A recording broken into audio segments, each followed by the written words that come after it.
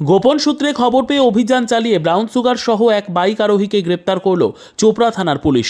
স্থানীয় সূত্রে জানা গিয়েছে, দীর্ঘদিন ধরেই মাদকদ্রব্য পাচারের অভিযোগ ছিল সোনাপুর গ্রাম পঞ্চায়েতের বেদবাড়ির বাসিন্দা টোটন দাস নামের এক যুবকের বিরুদ্ধে। এর আগেও স্থানীয়রা তাকে বেঁধে পুলিশের হাতে তুলে দিয়েছে। এবার বাইকে করে ব্রাউন সুগার পাচারের সময় পুলিশের হাতে ধরা পড়ল টোটন। শুক্রবার রাতে চোপড়া থানার সোনাপুর বাসস্ট্যান্ড সংলগ্ন এলাকার ঘটনা। পুলিশ জানিয়েছে, এদিন টহলদারি করার সময় বাইকে করে টোটনকে দেখতে পায় কর্তব্যরত পুলিশ কর্মীরা। তাকে আটকে তল্লাশি শুরু করে।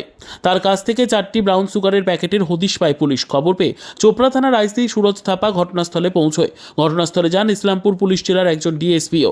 বিডিওর উপস্থিতিতে তার মাপঝোঁক শুরু হয়। পুলিশ সূত্রে জানা গিয়েছে, উদ্ধার হওয়া ব্রাউন সুগারের পরিমাণ প্রায় 264 গ্রাম, যার আনুমানিক বাজার মূল্য 3 থেকে 4 লক্ষ টাকা। পুলিশ তাকে গ্রেপ্তার করার পাশাপাশি ব্রাউন সুগার ও বাইকটিও বাজেয়াপ্ত করা হয়েছে। এটাই ব্রাউন সুগার নাকি? হ্যাঁ, এটা তুমি ওজন করতে? হ্যাঁ, ঠিক আছে। ওটা এই আমাদের অপারেটর কোথায় গেলেন? অপারেটর ভাই শ্রীকান্ত চেয়ারে বসে আরামে লেখুন নাকি স্যার? চেয়ার আনো।